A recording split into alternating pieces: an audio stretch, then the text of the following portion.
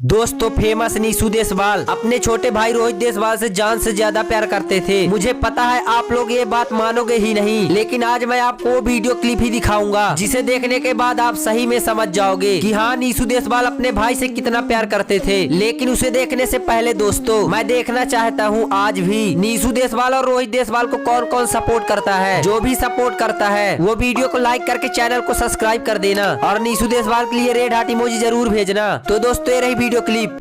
मेरी ऐनी माड़ी किस्मत लिख दिया वे